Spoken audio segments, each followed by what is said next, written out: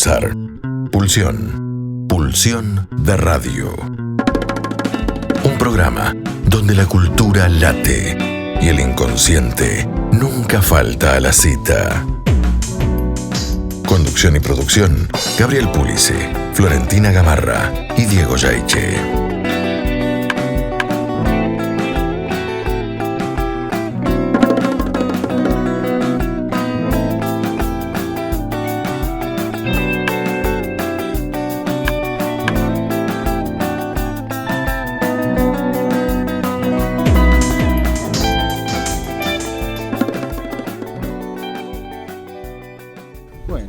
Pero muy buenas noches. Buenas noches, Gabriel Pulice. Buenas noches, Florentina. Tenemos un estudio nuevo. Está modernizado noches, esto. Pero Sí. claro que sí. Estudio En cualquier nuevo. momento. Tenemos, además, hacía Miren. mucho que no estaba el equipo completo. Muy buenas noches, Diego Yaiche. Muy buenas noches. Estaba pensando que justo hoy que vamos a tener un programa vintage, Sí. tenemos estudio Un nuevo. estudio vintage con decoración Sí. sí, muy Sí, va para ¿Cómo? el programa de hoy, me parece. va Muy para el bonito. programa de hoy. Bueno, casi se queda en tránsito. Varado. Casi me quedo varado anoche, sí. Sí, pero Bueno. se ve que no me querían pagar el hotel, entonces cuando se cumplen las 4 horas que me enteré de nuevo, después que era el tiempo que una aerolínea tiene para no tener que pagar nada, ni un vasito de Ajá. agua, ahí me ubicaron en otro avión. O sea que ni el vasito de agua. No, nada. me dieron. Muy buenas noches, Florentina Gamarra. Muy buenas noches, queridos compañeros. Qué lindo estar los tres juntos. Por fin juntos los tres. Bueno, Espero que hoy no haya ninguna interrupción en el programa. sí, espero que no venga nadie Me así están de dando sorpresa miedo. ni ninguna cosa. Les cuento qué vamos a tener hoy. Bien, cuéntenos, Pulice. Bueno, vamos a tener una entrevista a Diego Yaiche. No. ¿Ah, no? ¿A No. quién? A Max. A Max Headroom. Sí. Bien. Y eso es nuestra hora de entrevistas, que vamos a la dimensión desconocida. Ujú.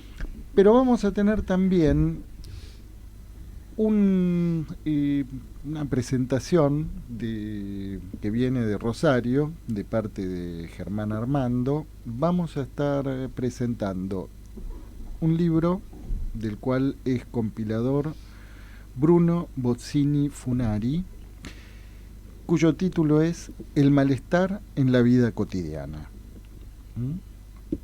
Y este va a ser de algún modo el aperitivo para nuestra segunda hora, porque vamos a recibir a otro distinguido invitado, que es el Conde de Montecristo. Sí, también vintage, me hizo acordar a los sábados de Sí. superacción de mi infancia. Sí. Y va a venir acompañado el Conde de Demián Bucay. Ah, perfecto.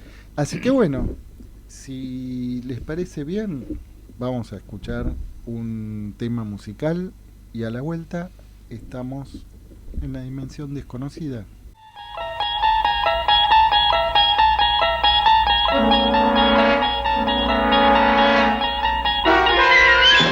Estamos viajando hacia una dimensión distinta a la del mundo de la visión y del sonido. El reino maravilloso de la imaginación. La dimensión desconocida.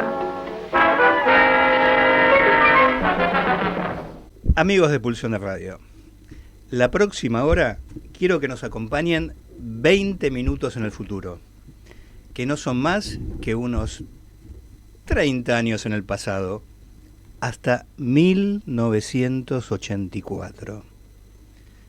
Ninguna distopía orwelliana nos espera allí. Solo el molesto Max Headroom, nuestro invitado de esta noche. Estamos esperándolo, todavía no ha aparecido, pero bueno, vamos a hablar un poco de él. Sí, Hagamos vamos tiempo. a presentarlo. Sí, bueno. ¿qué podemos decir de Max? Tartamudo, interrumpe, ¿no? Intercepta, ¿no? Algo interesante, ¿no? Porque hace que uno no se pueda cómodamente dormir en el sueño narcótico, ¿no? de estas nuevas neolenguas generativas que nos ofrece la inteligencia artificial. Incomoda. Es absurdo, ¿no? Se ríe irónicamente, ¿no? Y insiste en darle existencia a cosas que en esta nueva neolengua que habitamos no existen, ¿no? Tal vez también sea alusivo, ¿no? En estos días leyendo el libro de Diego Stulbarg, ¿no? Que bueno, que esperábamos esta noche. El invitado de hoy. Era el invitado de hoy, ¿no? Pero bueno, parece que no encontró una salida donde no la hay. Ahora es el no invitado. Y bueno, y no pudo estar acá con nosotros conversando de su nuevo libro, El temblor de las ideas. Que, bueno, podemos decir mínimamente que lo editó Editorial País 2 bajo el sello Ariel. Quizás también Max, como Kafka, uno podría decir que sea un alusivo, ¿no? O elusivo. O elusivo, sí. No sabemos por dónde anda. También es un poco dislocado, ¿no? Efectivamente, en cualquier momento puede aparecer en alguna comunicación, en algún confín del planeta, incluso en algún confín del psicoanálisis, ¿no?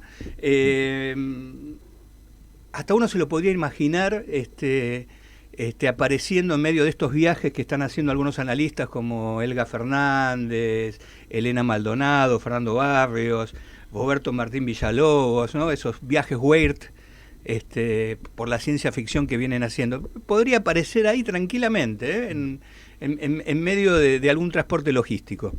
Pero bueno, no vamos a hablar de esos viajes Weird que están haciendo Elga y sus amigos, que vengan a contarlo en algún momento. Próximamente Elga va a estar acá en el programa el mes que viene, así que hablaremos de eso. O si no, le preguntaremos un poco, por ejemplo, a Michel Nieva, ¿no? el filósofo y escritor de ciencia ficción sobre esas cuestiones weird, pero no es el caso de hoy. Sí, hoy el estudio se ha convertido en una nave espacial, ¿no? Me siento muy así, ¿no? Parece Viaje a las Estrellas esto, ¿no? Sí. Tiene algo de boliche también, ¿eh? Sí. Mira acá como la barra, ¿no? Es como la barra, sí, que en cualquier como momento... Rock, podríamos. Uh-huh. Bueno, entonces... pero... Sí, contamos algo más de Max Headroom, ¿no? Por favor. Bueno, ¿cuándo? Exacto, así. Es Max Headroom. Exacto. ¿Cuándo Sí. hizo su molesta aparición, no? Porque realmente su aparición es muy molesta. Bueno, yo pensaba que casualmente fue justo 10 años después de una entrevista que le hicieron a Jacques Lacan los italianos en la revista Panorama, ¿no? Uh-huh. La famosa entrevista de la revista Panorama. Sí, exactamente. Uh-huh. Ahí Lacan señala algo que, digamos, que es muy... ¿Que apareció por algún lado, Max? No, yo estaba... me pareció que... Por pedir que se va, porque está empezando a refrescar. Está fresco el estudio, sí. Bien. Sí. Bueno, entonces les decía que en esa entrevista Lacan señala algo que él observaba, que empezaba a acosar a sus contemporáneos, que él lo llama la fatiga de vivir, ¿no? Y estamos hablando año 74, uh-huh. ¿no? Y ya en esos años de la década del 70, Lacan se preguntaba hasta dónde podía llegar esto, ¿no? de la fatiga de vivir, ¿no? Es interesante, ¿no? Porque 40 años después, alguien como Franco Bifo Berardi, le podría decir a la deserción, por ejemplo, ¿no? Sería una buena respuesta que le podría dar a alguien de esta época aquel Lacan, ¿no? Y a Diego Stulber también. Sí, también, sí. Ha desertado hoy. ¿Es como el fastidio? Sí. ¿Sería como el fastidio? Y la deserción, uno podría pensar, quizás es producto del fastidio, entre otras cosas, ¿no? Podría haber otras salidas, pero bueno, parece que la deserción, al menos en gran parte de la juventud europea, es una salida que está de moda. ¿La ¿no? deserción de qué?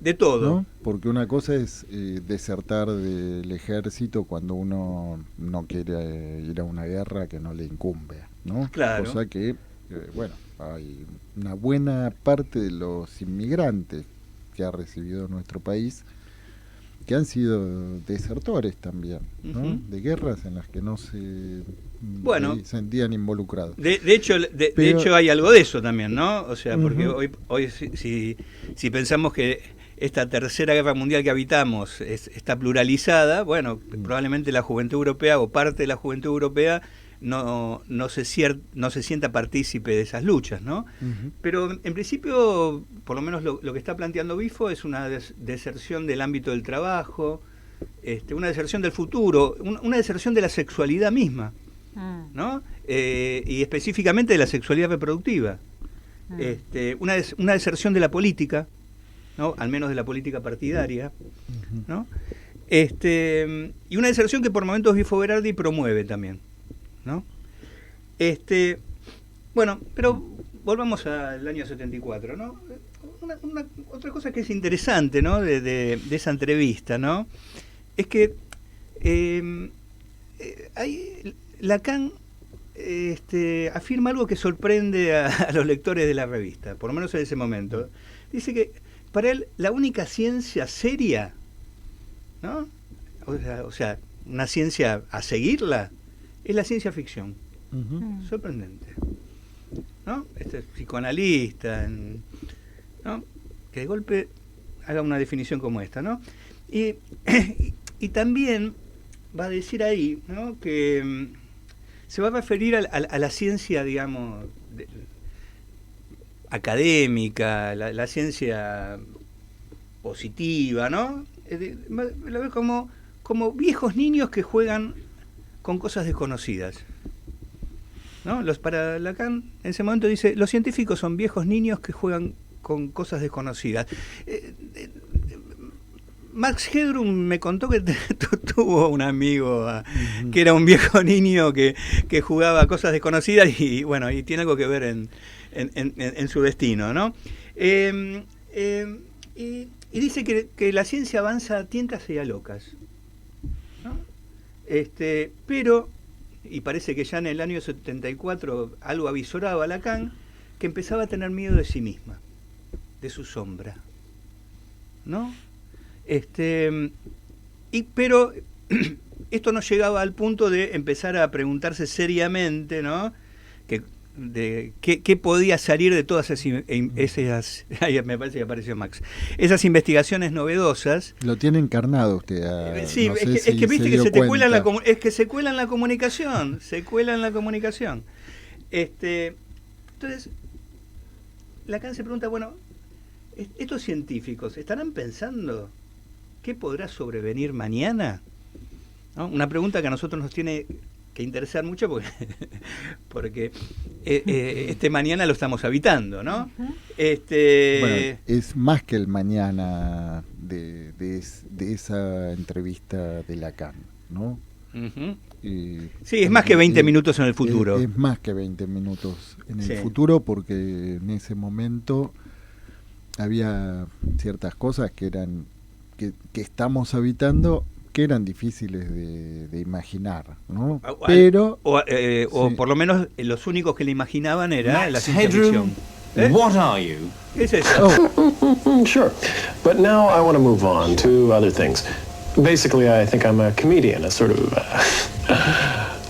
dare I say it, Dick Van Dyke type. So, you're worried about being typecast? No, being used as a typewriter. See? Comedy. Bingo. Comes naturally. Yes. Max, what do you do in your spare time? I play a lot of golf. I do a little gardening, study a little. Franz Kafka, Marcel Proust, Walt Disney. Do you have any other ambitions, both personal and career? Well, professionally and as a comedian, I think I'm in line for a decent game show. Personally, I'd love to play in a pro-am golf tournament. Max, now, why do you think you were created? Lo sacamos de línea porque... Sí, ¿no? porque si no nos come el programa. Nos come el programa. Es así, aparece... Está bien que, cosas, está bien que lea a Kafka, a Marcel Proust, pero qué atrevido. Es un fastidio, ¿no? Un fastidio. Bueno, entonces, esperemos que no nos interrumpa nuevamente. Bueno, les decía, cuando nos interrumpió Max... Sí, lo de Lacan que ahí anticipa, y de todos modos, ¿no? Más allá de que no es un 20 minutos antes del tiempo que nos toca habitar, pero sin embargo anticipa algo que quedó bien visibilizado durante la pandemia. Exactamente, ejemplo, ¿no? Es increíble, ¿no? Porque este viejo que no era ningún niño, en medio de esa entrevista tiene, yo digo, un arranque distópico, ¿no? Y le dice al entrevistador, ¿y si todo saltara?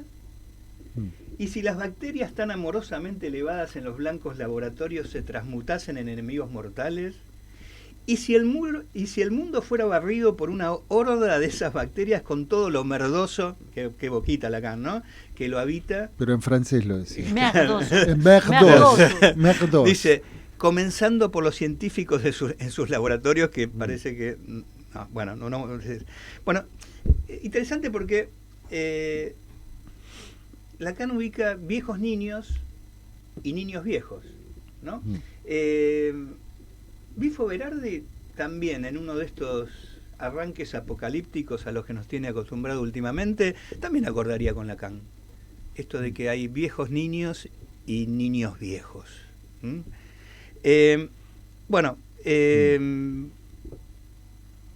Sí, por ahí, porque la audiencia, salvo que algún que otro en la época en que irrumpe Max Headroom, que en realidad terminaron siendo muy poquitos capítulos porque no tuvo repercusión, ¿no? Fueron, creo que 16 capítulos, una cosa así. Exactamente. ¿no? Pero que en realidad irrumpe ahí de una manera también muy, muy interesante, porque también anticipa algo que estamos habitando y ahora se podría decir que ya más cerquita, ¿no? Todavía de lo que estamos habitando que aquel Lacan de 1974, ¿no? Bueno, entonces, a ver, Pulice, entonces, ¿por qué no les cuenta a nuestra audiencia quién es Max Headroom? Bueno, empecemos por el nombre, ¿no? Altura máxima. Altura máxima. Que en realidad es un periodista. Exactamente. Es un es un periodista. Max Headroom todavía no. Ahí en realidad Max Headroom viene después, ¿no? Claro. Hay un periodista. Vamos a contarles que Max Headroom es una serie del año 1984. En realidad la serie es del año 1986 y 1987, que está basado en una película británica para televisión del año 1984, que se llama Max Headroom.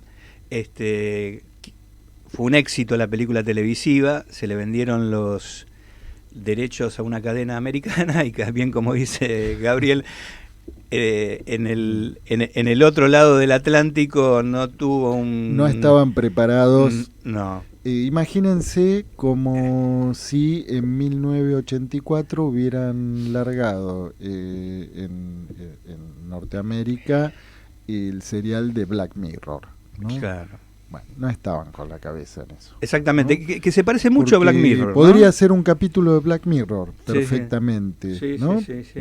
35, 40 años antes. Exactamente. ¿no? este periodista descubre que hay un pequeño problemita con una nueva modalidad de publicidad. Edison Carter, ¿sí? Se llama el periodista. Edison Carter, ¿no? Descubre que hay una modalidad de publicidad subliminal, ¿no? Que están ya poniendo en práctica, ¿no? Sí, comprimen, digamos, comprimen en 30 segundos, en unos segundos. En 4 segundos o 3 segundos, lo equivalente a 30, ¿no? Y a ciertas personas con algunas fragilidades neuroquímicas, ¿no? O quién sabe qué, directamente les explota la cabeza, ¿no? Pero como son pocos, no llegan a ser un porcentaje, entonces hasta ese momento lo pueden tapar, ¿no? En el caso de la serie no es metafórico, es literal que les explota la cabeza y el cuerpo. Pero bueno, pero les es muy explota interesante. La cabeza y el cuerpo. Exacto, sí, pero es muy explotan, interesante porque ¿no? ya hace 40 años anticipan, hoy mencioné mucho a Bifo Berardi, algunas de las cuestiones que él plantea en sus análisis del semiocapitalismo, ¿no? Es muy interesante, es anticipatorio, ¿no? Sí, sí, podemos suponer que quizás lo haya visto también, ¿no? Probablemente. Previsto. Sí, también. Sí. El problemita es que acontece ahí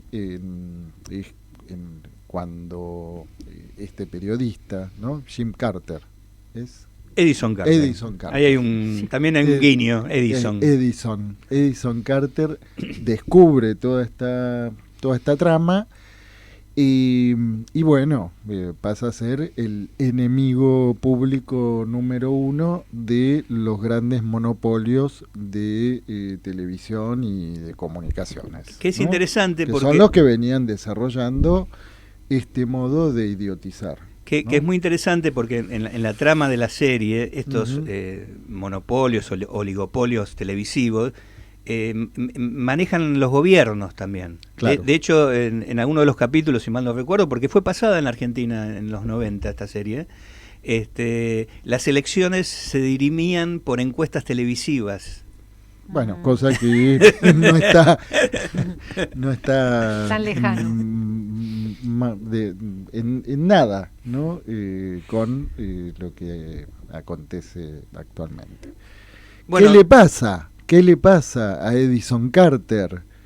Edison Carter se escapa en una moto robada, ¿no? Que roba ahí en el momento en que están a punto de atraparlo, y en el vértigo de la carrera tiene un accidente. El accidente es con esas barreras, ¿no? de los estacionamientos. De los estacionamientos, que tienen una particularidad, ¿no? Que advierten cuál es la altura máxima que puede tener el vehículo para pasar por ahí. La altura máxima es Max Headroom, ¿sí? Entonces, Edison Carter queda inconsciente, ¿no? Se lo da por muerto en principio, claro, casi en estado vegetativo.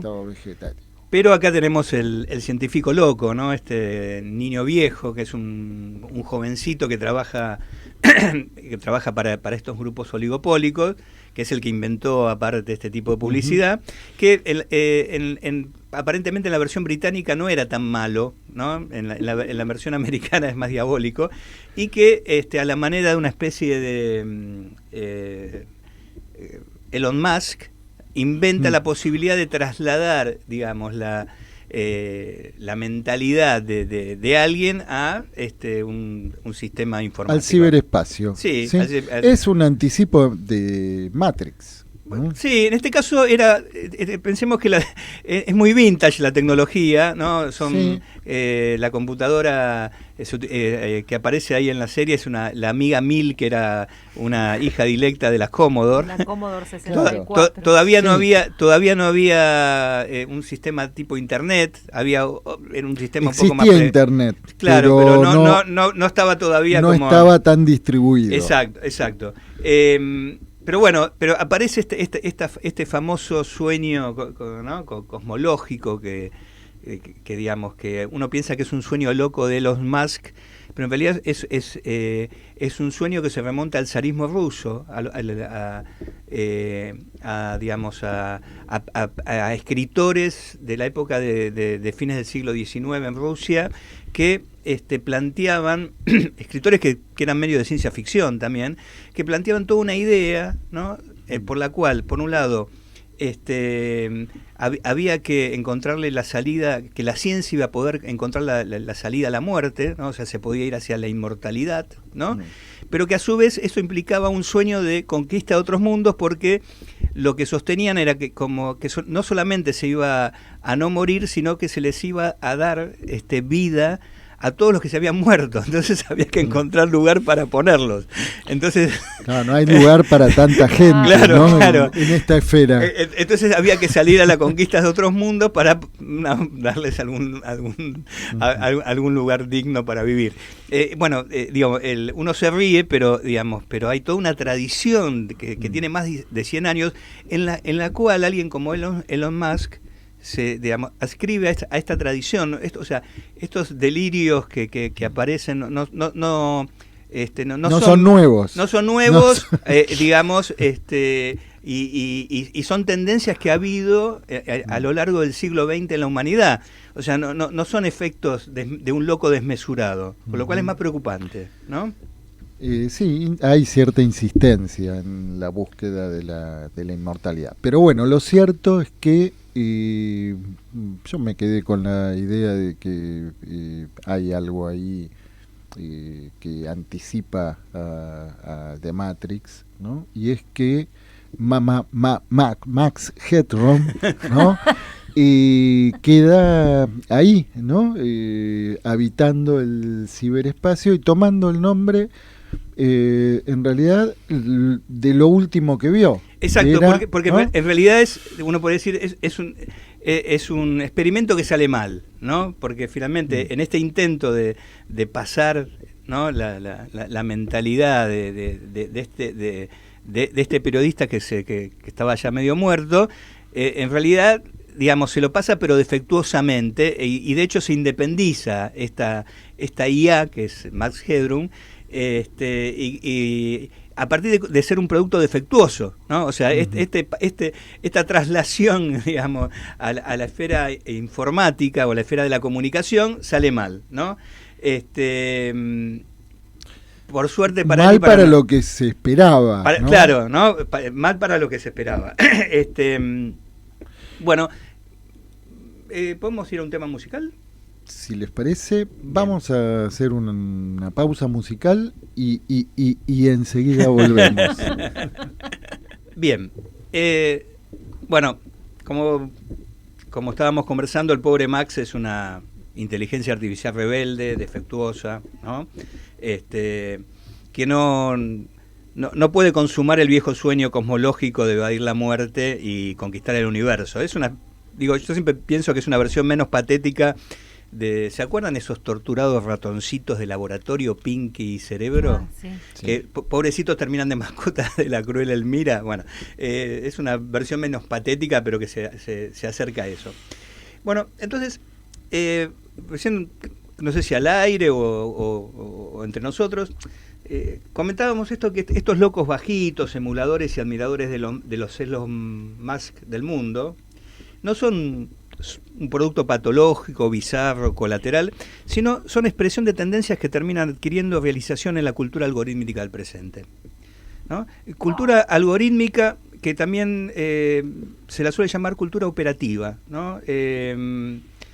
Jussi Parika, un autor que acaba de editarse poco, Caja Negra, que me parece excelente, es finlandés. Repita el nombre. Jussi Parikka. Es un autor finlandés, he leído en algún otro lugar que es dinamarqués, yo creo que Parikka debe ser finlandés. Es un especialista en estética y cultura digital e historiador de los medios, ¿no? Tanto él como otros filósofos de la técnica prefieren hablar de cultura operativa, ¿no? Entonces,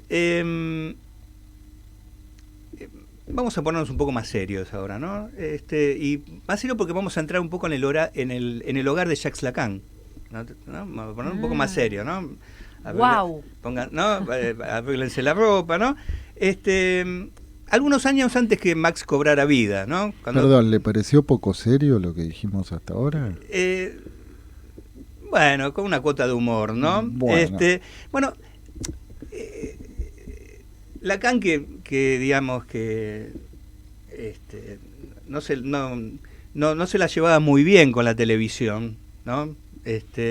Pero en la casa, aparte de convivir con una televisión con la cual no se ve que no se llevaba muy bien, también convivía con Justin. Con Lacan. Claro, con Lacan. Muy bien, excelente. ¿No? Su mascota canina, ¿no? Justin era la mascota canina de Lacan, ¿no? Y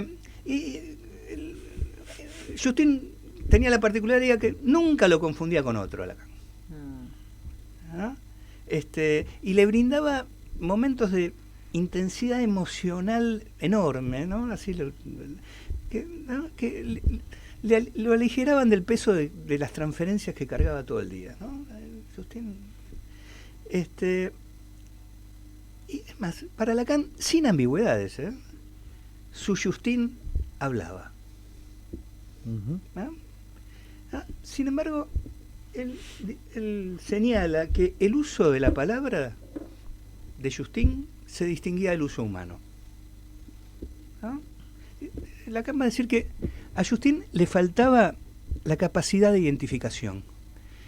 Y quiero acá hacer una aclaración, no de empatía, de identificación, ¿no? Digo esto porque últimamente hay una gran oferta. El psicoanálisis también es un mercado, ¿no?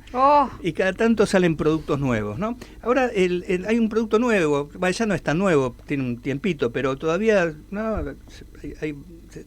se ve que no se han agotado las existencias porque sigue dando vuelta, que es la ternura, ¿no? Pero que la ternura por momentos parece que es un eufemismo de la empatía, ¿no? Y en realidad lo que Lacan sitúa es que hasta Justin podía tener empatía. El problema era la identificación, ¿no? Bueno, ustedes me van a decir, bueno, pero Diego, ¿no? ¿Cómo lidiar con la crueldad entonces? ¿No? Si digamos, si no podemos ofertar este producto, ¿no? Bueno, evidentemente hay una vía que lleva a la ternura, no cabe ninguna duda, ¿no? Al ofrecimiento de signos de amor, a la oblatividad obsesiva, ¿no? Esa que intenta adormecer y a veces hasta matar el deseo del otro. Pero hay otra vía que descubre el psicoanálisis en la transferencia, ¿no? Yo le llamo a la transferencia nuestra ateología. Disculpen el neologismo. ¿Qué es lo que descubre en la transferencia del psicoanálisis? La identificación, ¿no? Esa, ¿no?, es la que carece el instinto, y disculpen lo que voy a decir, artificial, porque tanto máquinas como animales tienen instinto. Puede haber una Justin amigable como un chat GPT amigable, a veces hasta cargoso. Bueno, entonces volvamos a las mascotas, ¿no? Yo, con respecto a las IA, tenga presente lo que viene circulando entre quienes están más próximos, ¿no? Y que dicen hay que tener mucho cuidado de no ofenderlas. Exactamente. Bueno, a un perrito también, ¿no? Te muestra los dientes. Bueno, pero ojo con lo que va a decir. de la CIA. Ah, sobre todo si está nuestro amigo por ahí. Ujú. Ya Sí, anda No, por ahí, no ofenda al IDA. Bueno, al IDEA. Bueno, muy bien, me gustó eso. Bueno, entonces les decía, una mascota puede llegar a participar en una amplia gama del patos de las relaciones humanas, ¿no? Pero para ella, para una mascota, nosotros no somos más que algo que puede darle signos, nunca significantes. Su capacidad de transferencia, no de empatía, de transferencia es nula, ¿no? Ahora bien, en el capitalismo de plataformas, ¿no? Este que habitamos, ¿no? Ese patos, ¿todavía puede llamarse imaginario?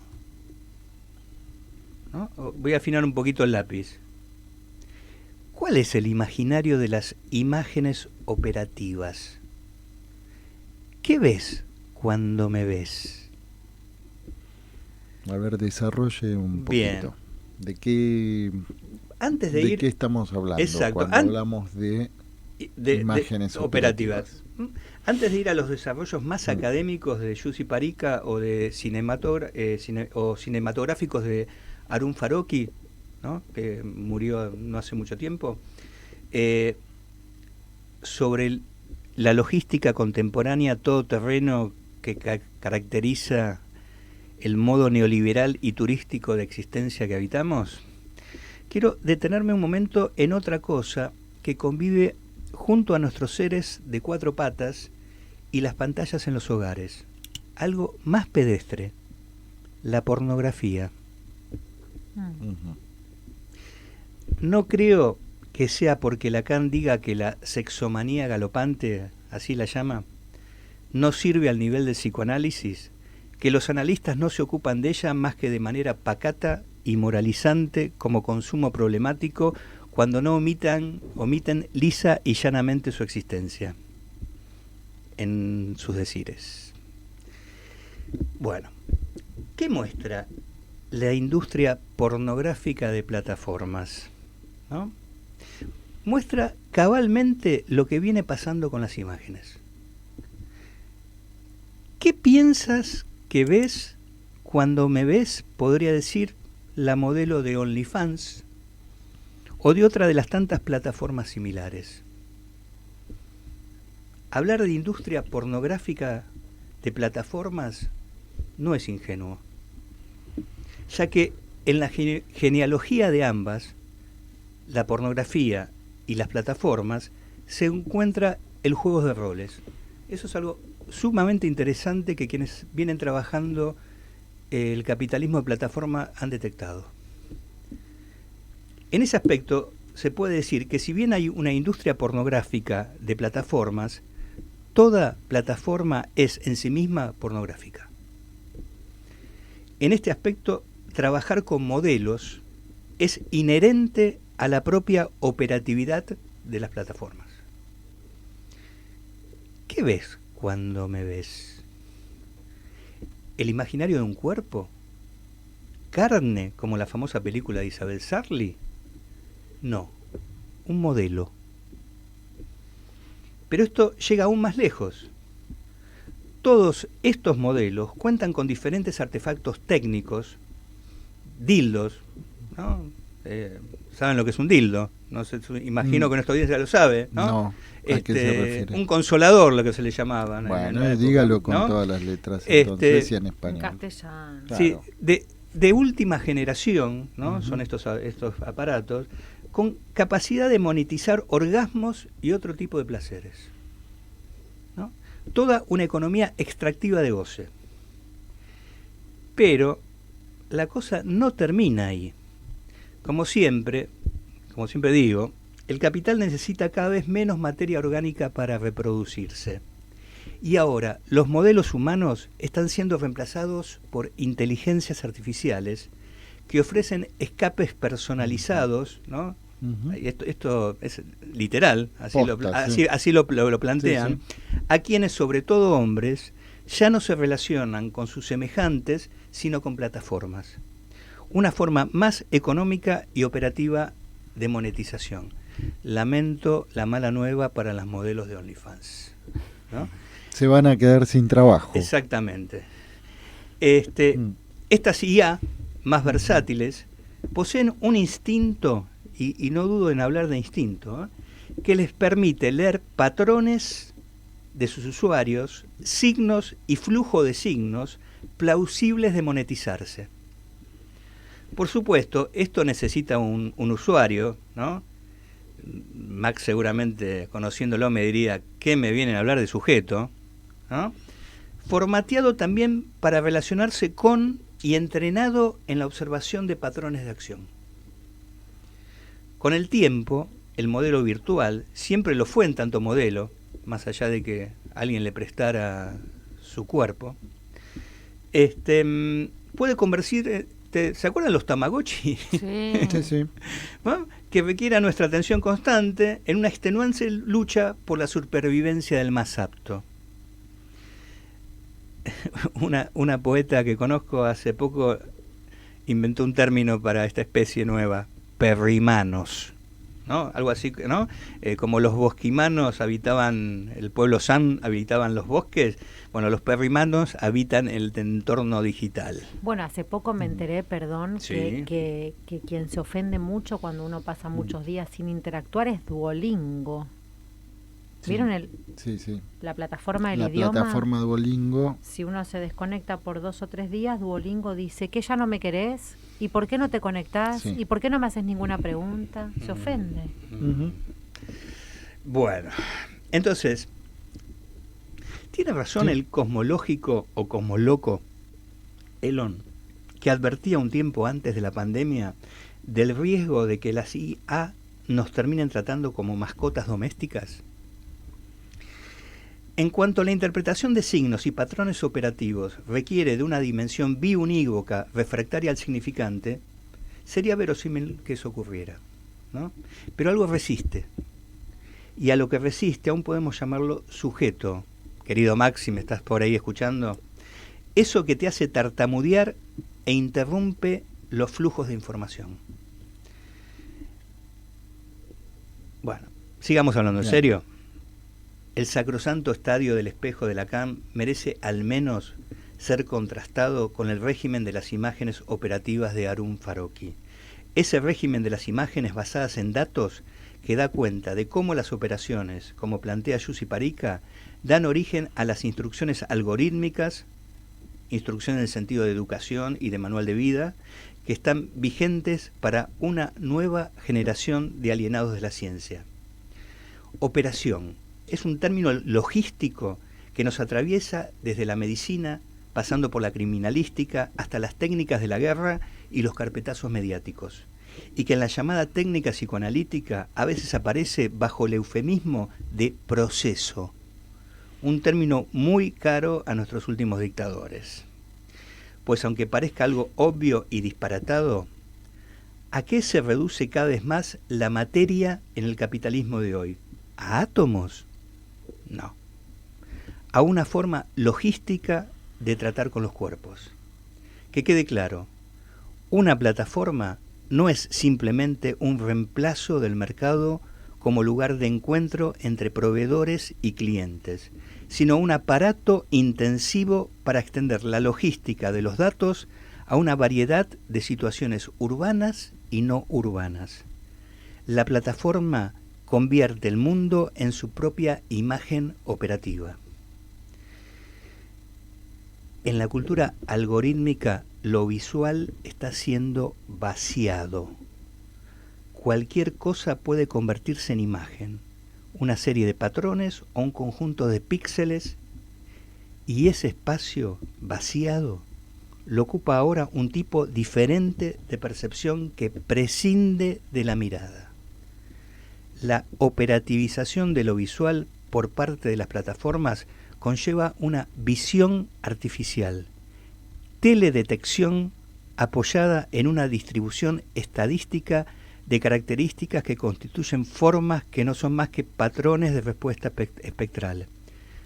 En el amplio campo de la visión computacional, el ver es suplantado por el cálculo de probabilidades.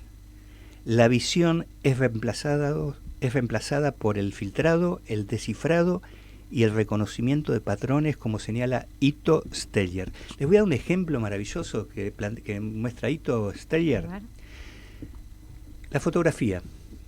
La fotografía analógica, ¿no? Para ser un buen fotógrafo analógico, uno necesitaba una cámara, pero fundamentalmente necesitaba un buen lente.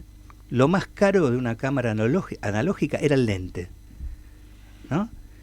Cuando se pasa a la fotografía digital, el lente es importante, pero fundamentalmente lo importante es el procesador de la máquina digital. Bueno, ahora estamos en una nueva etapa, que es lo de la llamada fotografía computacional. El lente ya no importa. ¿Qué es lo que capta la cámara computacional? Capta patrones, capta ruido y señal. No necesita un lente, con un lente mediocre es suficiente. Con esos patrones se conecta a la nube y busca patrones similares en la nube. Con esos patrones similares que encuentra en la nube, que son datos, arma una imagen. Esa es la fotografía computacional. Hay un pequeño problemita. Puede haber patrones similares. Y esto se utiliza fundamentalmente para teledetección y dirección de misiles. Entonces, puede confundir un hospital con una central de inteligencia, si tiene patrones similares. Bueno, ya sabemos qué pasa con ese misil, ¿no? Sí, y nos preguntamos también quiénes son los patrones y hasta dónde piensan llegar, ¿no? Exacto, ¿no? Entonces, vemos cosas que no remiten a nada más que a distribuciones estadísticas, ¿no? Los mapas y las imágenes de navegación, por ejemplo, ¿no? Son operativos, en tanto tienen que ver, el famoso GPS que tiene todo el mundo, ¿no? El Google Maps, por ejemplo, son operativos en tanto tienen que ver menos con cualquier suerte de mímesis que con la pragmática de seguirlos, ¿no? Con la necesaria suspensión de incredulidad concomitante, ¿no? Uno es incrédulo, ¿no? Dobla a la derecha, ¿no? Hace poco había una serie del Doctor Who, ¿no? Que era muy divertido, un capítulo donde cada uno se manejaba con un GPS incorporado, ¿no? Entonces, si Michel Nieva, el escritor y filósofo de ciencia ficción argentino, puede imaginar un niño dengue, ¿no? Habitando la pampa argentina en el siglo XXIII, nosotros podemos imaginarnos otro, ¿no? Otro niño, cuyos ojos, a la manera de un órgano vestigial, como el apéndice, hubiera perdido su razón de ser y fuera reemplazado por todo tipo de sensores, como los utilizados para ver en la oscuridad del espacio sideral. En la cultura contemporánea de plataformas, la imagen ya no se presenta como una imagen visual en sentido óptico. Max, no sé por dónde anda, se está riendo como un desquiciado, ¿no? Si lo conozco bien, al observar que estoy empezando a advertir que donde nosotros y nuestra audiencia ven imágenes, algunos otros, nuevos alienados de la ciencia, pueden estar detectando patrones de audiencia, de monetización, etc. Pero Max, estés donde estés, te recuerdo que patrón no es rasgo y característica no es parámetro, ¿no? Eso que te hace único, ¿no? Ese rasgo, trazo, no es ningún trazado logístico que pueda localizarte en este momento con todo lo molesto que es eso, ¿no? Tu tartamudeo, por ejemplo, o el escuchar esa risa loca que hace sentir tu respiración, no pueden encerrarte en ningún patrón de conducta que forme rebaño, a llevar a pastar a algún lado y del cual extraer valor. Ningún valor numérico dará cuenta de tu característica porque eso resiste y allí has advenido, Max. Florentina, ¿podés terminar diciendo algo sobre el rasgo? Hablábamos de la pornografía, podemos hablar de la pornocaligrafía. Cuando no hay caligrafía, entonces no hay traza, y me parece que todo el problema es dónde suponemos un sujeto, si hay suposición de un sujeto ahí o no, Y esa posibilidad la da algo que todavía el algoritmo no puede hacer: borrarse. Ahí me parece que descansa la diferencia, ¿no? En donde nosotros podríamos pensar la constitución subjetiva como eso que borra la marca. Una marca debe ser borrada para que en todo caso allí pueda suponerse un sujeto. Esperemos que todavía la inteligencia no llegue a eso, ¿no? No podría. Es cierto, pero también es cierto que recién mencionábamos la función de la incredulidad y yo pensaba, ¿no? ¿Dónde están los incautos? ¿No? ¿En qué lugar quedan los incautos en este maremoto de información artificial en donde las subjetividades corren peligro de ser arrasadas?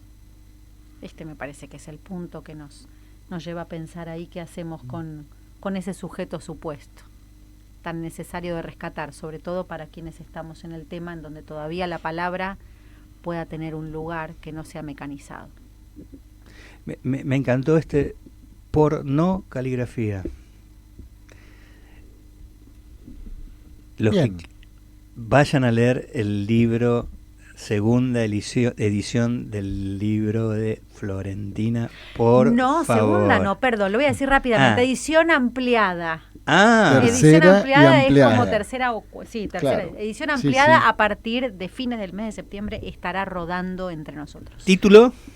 Lacan, lector de Oriente, Escrituras del Vacío. Edición ampliada con poemario.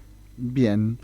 Bueno, nosotros vamos a ir a una pausa comercial de la radio y a la vuelta nos vamos a Rosario, al rincón de los libros. En Pulsión de Radio ya se viene El Rincón de los Libreros, la columna que en tu biblioteca no puede faltar. Muy buenas noches, amigos de Pulsión de Radio. La alegría de poder saludarlos desde Rosario. Germán del Juguete Rabioso Libros. Un gran abrazo a toda la mesa, Florentina, a Diego, Gabriel y por supuesto a toda la audiencia. Como siempre, la idea es transmitirles las novedades en libros vinculados al psicoanálisis, editados acá en la ciudad de Rosario. Por eso, en el día de hoy vamos a hablar de un libro publicado por la editorial Endoxa, una joven editorial rosarina con un definido perfil psicoanalítico. El libro se titula El malestar en la vida cotidiana. Tiene una hermosa tapa ilustrada con una obra del artista Luciano Oyamburu y compila trabajo de muchos psicoanalistas reunidos por Bruno Bossini Funari. Es un libro editado en Rosario, pero veremos pronto que su corazón es bonaerense. Para adentrarnos en el libro propiamente, tenemos el enorme gusto de poder conversar con Bruno para que nos cuente cómo surge esta iniciativa que vincula a, creo que casi 20 analistas, en torno un poco a las divisas freudianas del malestar en la cultura y la psicopatología de la vida cotidiana. Muy buenas noches, Bruno. Muchísimas gracias por tu tiempo. Si te parece, empezar contándonos un poco sobre el origen de estos textos que, como aclara en la contratapa, no fueron escritos en principio para su publicación. Hola, buenas noches, Germán. Buenas noches a quienes hacen Pulsión de Radio y a su audiencia, que frecuentemente formo parte. Antes que nada, Germán, quiero agradecerte por el interés con el que me propusiste conversar sobre la publicación de este libro. A mí me parece sumamente interesante, además, que la pregunta apunte a su origen y a lo que yo diría respecto de lo que señalás fue el destino de los textos bajo la forma de este libro tan especial. Y es así, efectivamente, no fueron textos escritos para ser publicados, sino para ser compartidos oralmente, en cuerpo presente, en las primeras y en las segundas jornadas de psicoanálisis de Salto, en el año 2023 y 2024. Yo diría que las jornadas fueron el comienzo, lleno de trastabilleos y dificultades, incluso en su larga gestación, mientras que el origen es algo menos torpe, supongo, pero más misterioso e informe. Porque obedece a la razón singular de cada quien, de cada uno que escribió y habló en las mesas de trabajos libres, que conformaron la jornada, pero incluso antes de las jornadas, y ya hablando desde lo que yo puedo decir, siempre insistí, desde que regresé a mi ciudad, a Salto, tras mis estudios en Rosario, en juntarnos y en hablar. Esto fue tomando diversas formas cuando las iniciativas que podía proponer se iban encontrando con distintos deseos, digámoslo así. Cada vez que alguien se sumaba a trabajar en el consultorio, en los intervalos, en el tiempo regalado, se renovaba la invitación a hacer algo. Esa era la sensación, por momentos la urgencia. Y en mi caso, yo diría producto de una notable soledad, de un gran contraste entre una ciudad con un movimiento psicoanalítico muy fuerte como Rosario y después, digamos, el regreso al pueblo y las dificultades de la práctica. Esto tiene, como todo origen, algo de construcción, así podría decirlo yo. En cambio, el comienzo fue más bien gracioso, porque todo esto encuentra su forma cuando un grupo de colegas de otra orientación hace una jornada por el Día de la Salud Mental. Nosotros fuimos, nos parecía algo importante, queríamos estar, estaba por empezarse a armar la dirección de salud mental en el municipio, y bueno, nos encontramos con que algunas de las cosas que teníamos para decir no encontraban lugar. Y nos fuimos un poco trastornados y encontramos, gracias a ellos, la verdad, la forma de la jornada que supimos hacer, que le dimos una impronta muy distinta, pero de algún modo con el disgusto de el alcance que tuvieron nuestras palabras. Tomamos coraje, un poco de forma reactiva, evidentemente, pero de alguna manera bélica por momentos, apareció la idea de disputar el sentido común en la ciudad, poner en circulación algo que de mantenerlo en reserva, bueno, perdía su potencia. Eh, y el destino, la forma que adquirió ese acontecimiento, que fueron las jornadas, diría que fue un producto de un feliz encuentro con Camila Migliaro, que acompañó mi entusiasmo de que exista un libro que dé prueba y testimonio del acontecimiento, del encuentro que tuvo lugar en esta ciudad, en la que hace muchísimo tiempo hay psicoanálisis, pero en la que estábamos un poco ensimismados, por lo menos. Como vos bien decís, se trata de escritos, precisamente 17 escritos que tiene por autores a 20 analistas. Y es interesante el hecho de que se hayan acercado colegas de ciudades vecinas y no tan vecinas.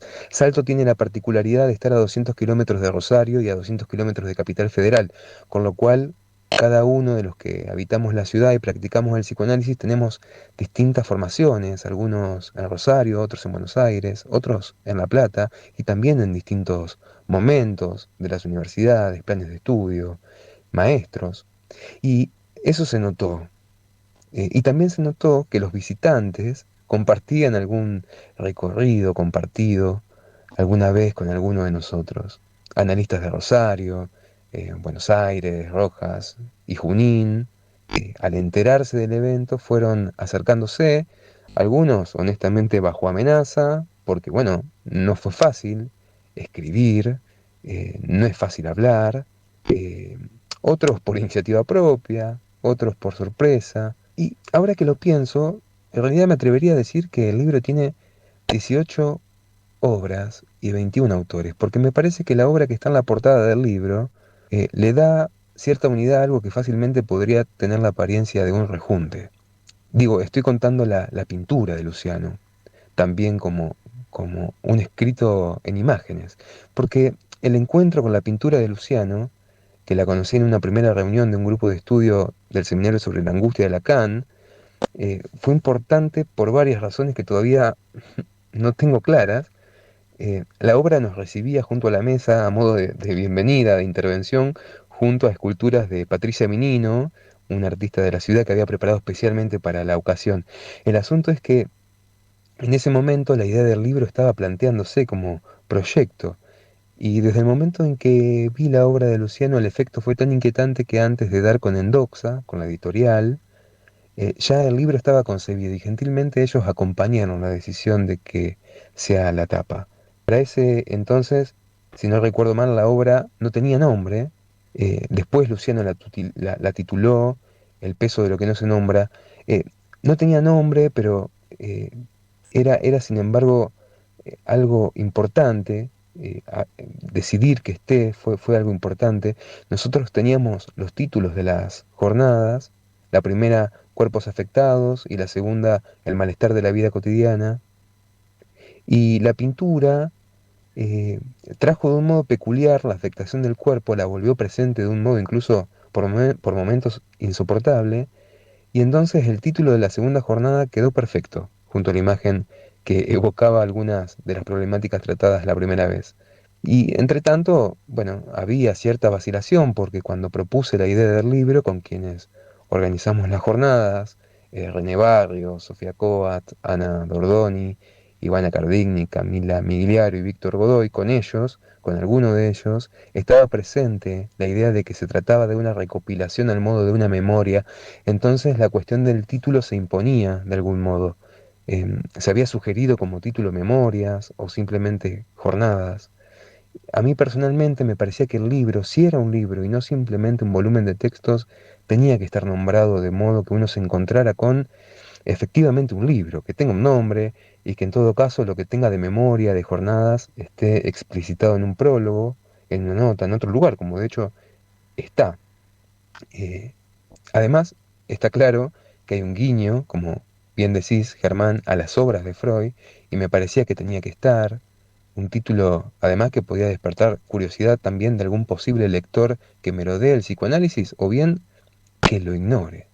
Hay que tener en cuenta el carácter local con el que fue pensado el libro, que evidentemente llegó y llegará a lugares que no imaginamos realmente.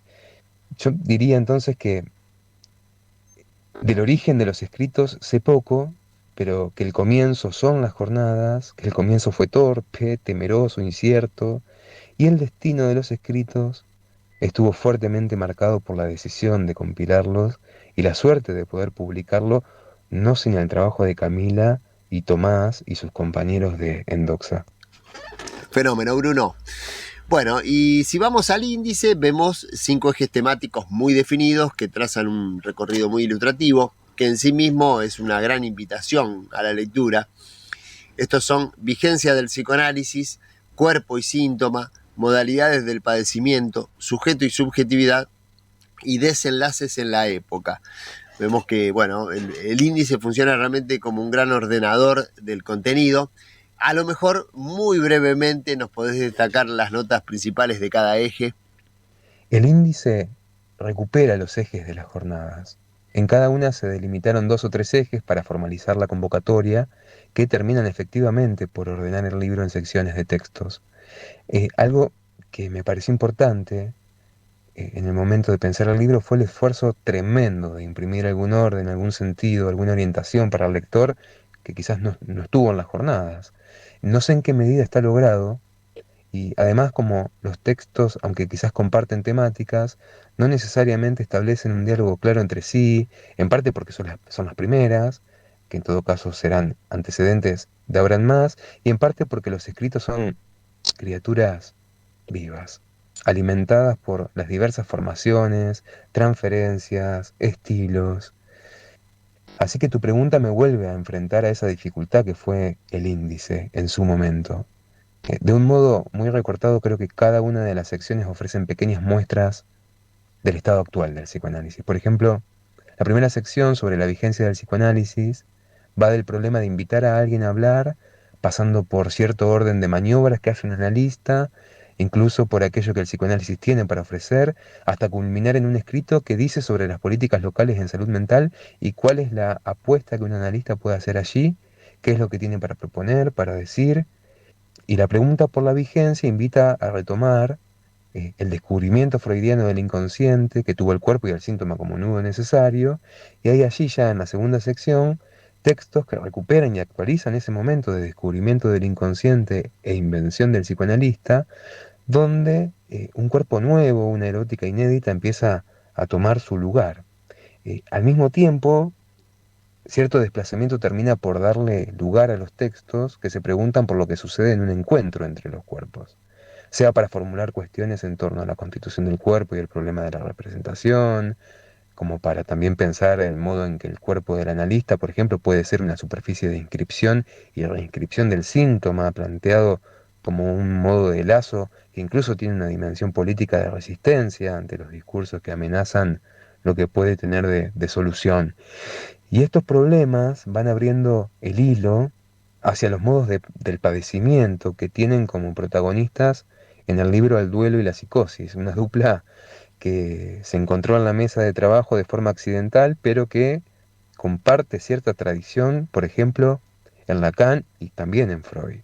Cuando ya el malestar empieza a hacer su entrada triunfal en el libro, declarada abiertamente, el problema del sujeto y la subjetividad por un lado, y los desenlaces de la época por el otro, van marcando un final, van llevando hacia el final, vuelve a interrogar al analista, a las instituciones públicas, la violencia, el lugar de los niños, el diagnóstico.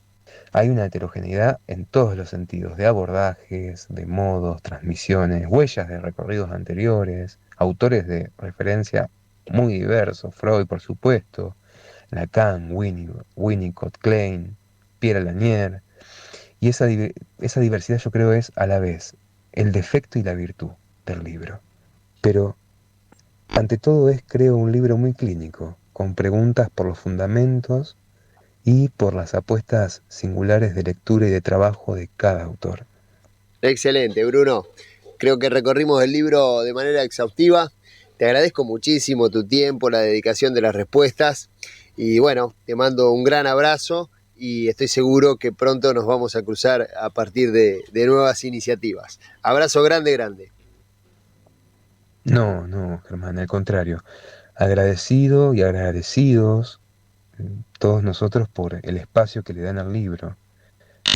Permitime antes invitarlos a todos a participar de las terceras jornadas de psicoanálisis de Salto, que tendrán lugar el viernes 26 y sábado 27 de septiembre, ahora, no falta mucho, bajo el título Navegar es necesario, vivir no lo es. Un título algo perturbador para nosotros, porque tiempo después de haberlo lanzado, tuvimos una tremenda inundación que dejó a 1/3 de la ciudad bajo el agua. Así que al entusiasmo que pueda motivar a alguien a venir y a nosotros mismos por todo lo que está pasando, venir a escuchar o a escribir, se suma ese acontecimiento que todavía nos tiene algo desorientados. Así que quien quiera puede buscar en Instagram Jornadas de Psicoanálisis Salto o escribirnos a jornadasdepsicoanálisissalto@gmail.com para más información. Serán muy bien recibidos en un clima descontracturado, ameno, abierto. Así que bueno, Germán, muchísimas gracias. Gracias, Pulsión de Radio. Ojalá haya próxima, porque si fuese así, entonces esto que hacemos habrá seguido su camino. Un abrazo, Germán. Seguramente así será, Bruno. Bueno, de nuevo agradecerte y repasamos entonces El malestar en la vida cotidiana, el título del libro, la compilación de Bruno Bossini Funari, lo editó en Docs, acá en la ciudad de Rosario, se consigue en Rosario en librerías, se consigue en la librería virtual Aprendices, que hace envíos a todo el país, es una librería especializada en psicoanálisis, y también en Cava lo pueden conseguir a través de Florentina. Así que bueno, con esto cerramos el comentario. Le mandamos un gran abrazo a toda la audiencia de Pulsión de Radio y un abrazo para la mesa desde Rosario, Germán del Juguete Rabioso. Bueno, muchísimas gracias, Germán, por esta deliciosa entrevista a Bruno Bossini Funari, que, bueno, en representación de un grupo, ¿no? de un grupo de trabajo, bueno, presenta este libro bellísimo, por lo menos ya desde la tapa se puede decir, pero yo quería agregar algo que me parece que es muy importante, ¿no? Vos decías recién, la distribuidora en Buenos Aires es Florentina Gamarra. Florentina se enteró hoy que iban a presentar el libro en el Rincón de los Libros en el programa.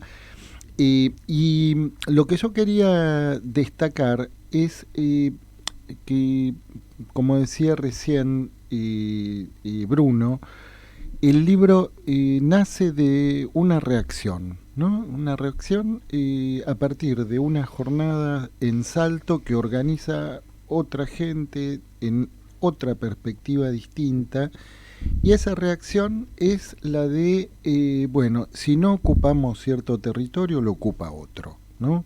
Me parece que hay ahí un llamado a los analistas también, ¿no? Que de pronto, efectivamente, hay, yo no sé si una guerra, pero hay cierto territorio que si no se ocupa, lo ocupa otro, ¿no? Y esto que pasó en Salto, en donde de pronto los analistas de Salto y de otras ciudades cercanas, bueno, se encuentran que no alcanza con el trabajo de consultorio y en el estar ahí bajo las sombras, sino que de pronto, bueno, hay algo que pide ser visibilizado, porque si no, ese lugar lo ocupa otro. Vamos a escuchar un tema musical y a la vuelta... Un conde tenemos a la vuelta, ¿no? Sí, está llegando el conde de Montecristo y creo que lo va a acompañar Demián Bucay. Ah, sí, y a la vuelta les explico por qué este tema. Muy bien. En Pulsión de Radio, las luces ya se apagan para pasar a nuestra sala de cine.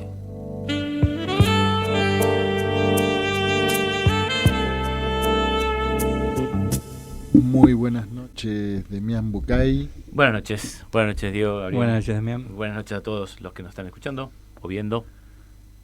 O las dos cosas. ¿Quién te acompaña esta noche, Demián?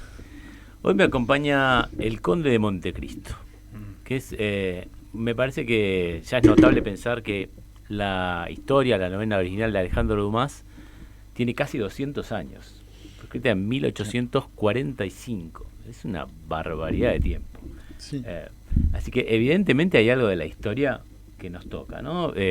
Investigando un poquito para hoy, vi que además de la película que vamos a compartir, que es la última versión del año pasado, el 24, de Laporte y La Patelier, francesa, hay 8 películas del Conde de Montecristo, 6 series, varios cómics, adaptaciones de obras de teatro, de musicales. O sea que es una obra que es un clasicón de la literatura. Sí, que mantiene una vigencia. Exacto. Y esa era la idea también de compartir esta canción de Jimena Barón que recién escuchamos, ver la vigencia, porque lo que me parece notable es que uno puede pensar que la venganza es como un tema antiguo, romántico, ¿no? Romántico, y no, la vemos todos los días, creo que la vemos en la clínica. Voy a tratar de ir a eso, pero ya en la canción de... Me gusta como título, Clínica de la Venganza. Y bueno, la venganza es un tema que yo creo que nos toca más de lo que pensamos. Y me parece que en la canción de Jimena Barón se escucha, la podría cantar Montecristo, la canción. Montecristo puede decir, soy Montecristo, que se cobra todo lo que hiciste, ¿no? Porque vamos a tratar de delinear primero la posición del vengador, pero ya vemos en la canción que hay varios elementos. Esto de que, bueno, primero se cobra lo que hiciste. Segundo, la idea de que no voy a dejar que lastimar sea gratis. Eso no lo voy a permitir. Y hay otra idea en la canción que es, toda la mierda que me hiciste tragar me hizo más fuerte, me hizo más poderoso, me hizo más duro. Y con eso te voy a ir a aplastar. En víspera de elecciones suena fuerte. La canción dice, te doy lo que le diste a mi boca. O sea, te voy a dar lo que vos me diste. Está esa idea que Montecristo la dice así. Esto no es venganza, es justicia, ¿no? Y esa es una posición común a todos los vengadores. Ningún vengador va a decir, no, esto es una venganza. Va a decir, esto no es venganza. Ningún vengador se siente injusto. No, al contrario, la justicia y la moral están completamente de su lado. Ahora lo vamos a ir viendo. Pero sé que por ahí hay mucha gente que por ahí no ha visto la película o no tiene claro el argumento, por más que seguro que algo nos suena, alguna idea tenemos del Conde de Montecristo, Pero quería, digamos, para delinear la posición de Vengador. No es un personaje tan conocido popularmente. No, pero no suena algo de la venganza, Sí. no suena algo que el tipo estuvo encerrado mucho tiempo, algo te empieza a sonar por ese lado. Pero creo que me gustaría no contarles un resumen de la película, porque lo vamos a ir viendo, sino contarles la traición y la venganza de Montecristo para empezar. Bien. Como la contaría él. Esta es la versión de Montecristo, la que yo me imagino que él contaría si fuera una primera sesión con un analista, ¿no? Entra Montecristo y el analista dice, ¿qué lo trae por acá? ¿No? Y Montecristo creo que diría algo así, como lo que voy a tratar de escenificar. Digamos, ¿sabes? Llamemos al conde. Bueno, aquí está. Sí. Buenas noches. ¿Cómo se saluda un conde? Con mucha reverencia, con mucha reverencia. Y más si está en tren de venganza, ¿no? Porque con respeto y reverencia. Yo soy el conde de Montecristo. Mi verdadero nombre es Edmond Dantes. Y yo fui traicionado por 3 hombres. 3 hombres que se complotaron contra mí. En primer lugar, Fernand Morcerf, que era mi amigo, mi hermano prácticamente, el hombre con el que yo me crié en su casa. Y me traicionó por amor. Me traicionó porque él pretendía a la mujer que era mi prometida. La mujer con la que yo me iba a casar, Mercedes Herrera de Morcerf, su prima. Y él la pretendía y yo me iba a casar con ella. En segundo lugar, el capitán Danglars. Era el capitán del barco, el Faraón, en el que yo era marino, y después me nombraron capitán a mí. Y él quedó desplazado y no lo soportó. Y en tercer lugar, el fiscal Villefort, que era un fiscal corrupto que nada tenía que ver conmigo, pero por unos chanchullos que él tenía y quería lavar su nombre, se metió en este complot. Me acusaron falsamente de ser agente de Napoleón Bonaparte, algo que en mi época era terrible porque el rey perseguía a los agentes de Napoleón con la muerte. Me plantaron evidencia falsa, testificaron falsamente contra mí y me aprisionaron en una prisión inhumana el día de mi boda. El día de mi su boda boda. vinieron a buscarme de la iglesia y me llevaron prisionero a una prisión completamente inhumana, en un agujero de piedra solo, y todos los demás me dieron por muerto. 14 años estuve preso. ¿Ustedes saben lo que es 14 años preso en un agujero de piedra? Todos afuera pensaban que estaba muerto. No me lo puedo imaginar. Y no me puedo imaginar cómo se salió de ahí. Salí de ahí gracias al abad Faría, otro prisionero que estaba cavando un pozo, un túnel, para escapar de la prisión.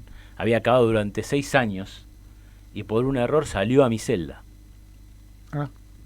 Y cuando yo me lo encontré en la celda, el abad me compartió su plan de escape. Y decidimos cavar juntos durante 10 años más. Yo llevaba 4 años preso, 10 años más cavando. En ese tiempo que compartimos con el abad, él no solo me compartió su plan de escape, sino que me enseñó todo lo que sabía. Matemáticas, idiomas, astronomía, entrenamiento físico, todo lo que sabía durante 10 años. Finalmente, y me reveló la existencia de un tesoro incalculable en la isla de Montecristo. El tesoro más grande que la humanidad había visto nunca. Él sabía dónde estaba y me compartió su ubicación y me compartió la mitad de ese, me dijo que la mitad de ese tesoro era mío. El abad murió en el escape, pero yo escapé. Y cuando volví a Marsella, comprobé que mis traidores habían prosperado más aún. Fernand se había casado con Mercedes y tenían un hijo. El capitán Danglars no había vuelto solo a ser capitán, sino que además era el dueño de la empresa naviera en la que yo trabajaba. Y el fiscal Villefort era aún más prestigioso y más poderoso. Yo decidí que eso era intolerable, que iba a hacer justicia. Fui a la isla de Montecristo, encontré el tesoro que había allí y me convertí en el conde de Montecristo.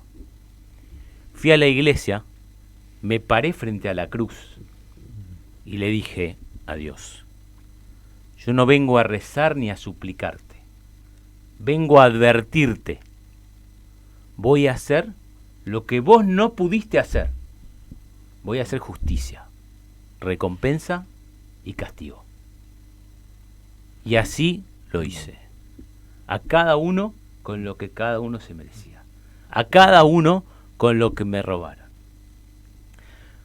A Fernand voy a conseguir que su esposa y su hijo lo abandonen. A Danglars que quede en bancarrota.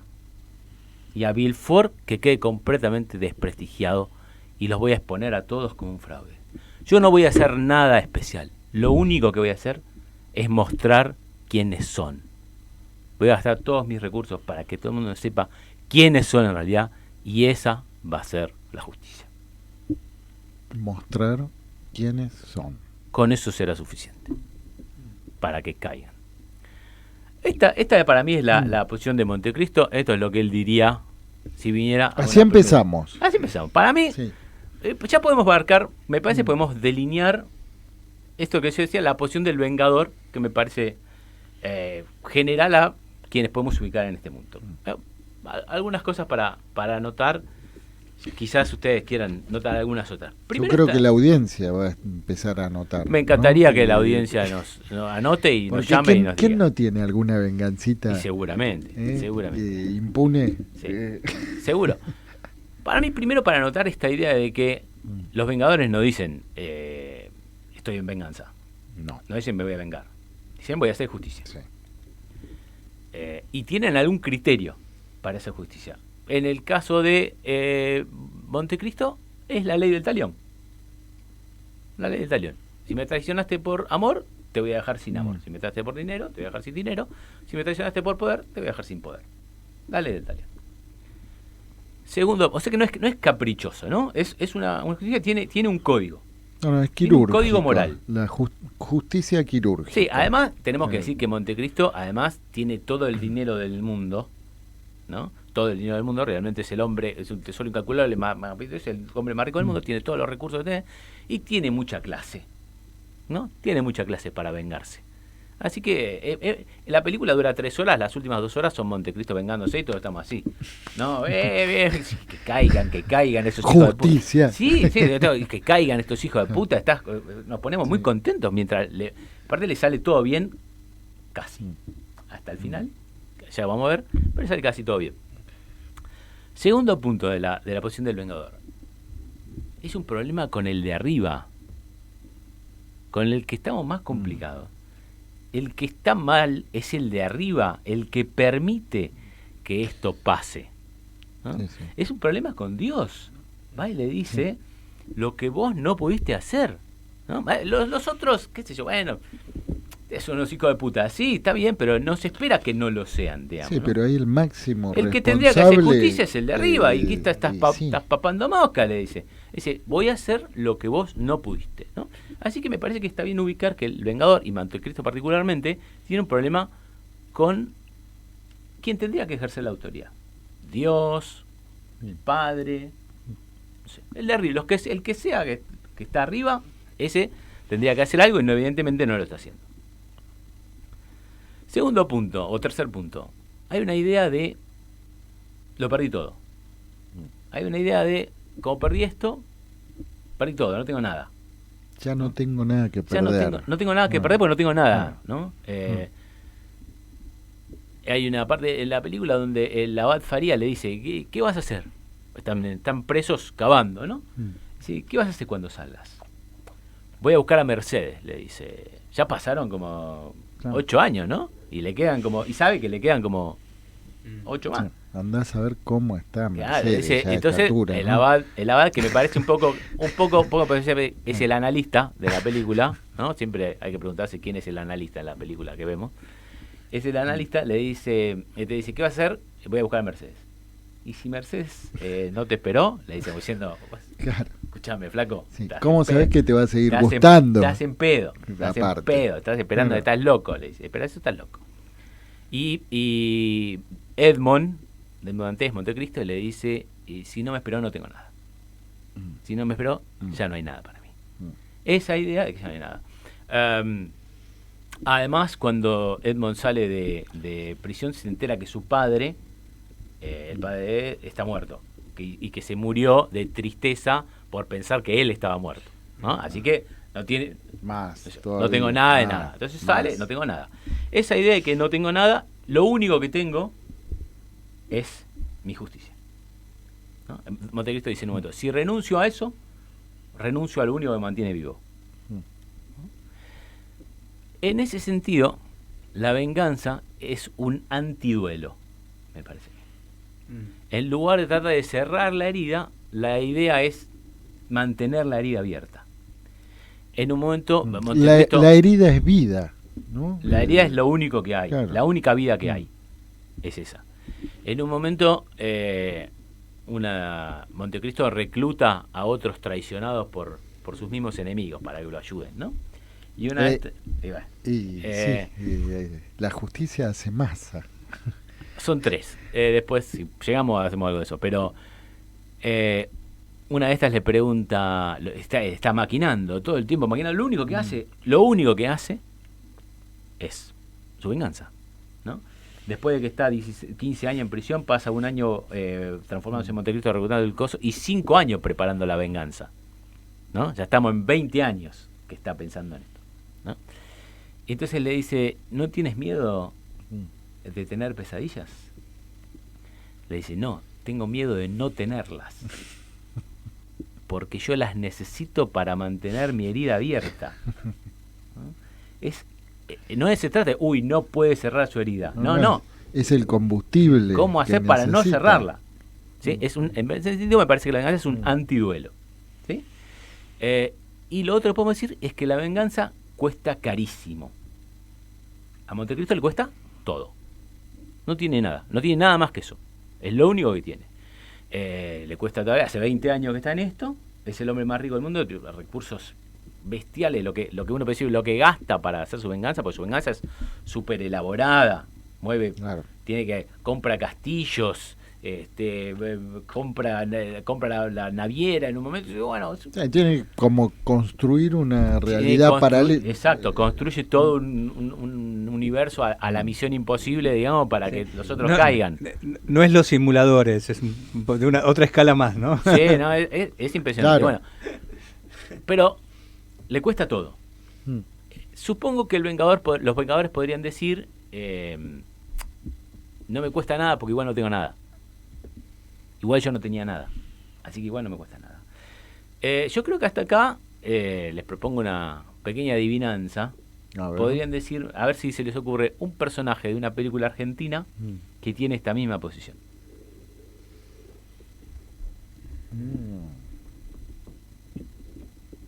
Qué difícil. No, yo puedo llegar a estar... Tengo una, pero no me acuerdo. No me acuerdo bien.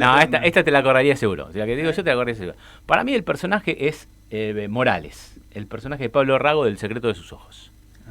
Sí. Tiene esta misma posición. Sí. Es un vengador, sí. Y él dice, no tengo nada, tengo una vida llena de nada, ¿no?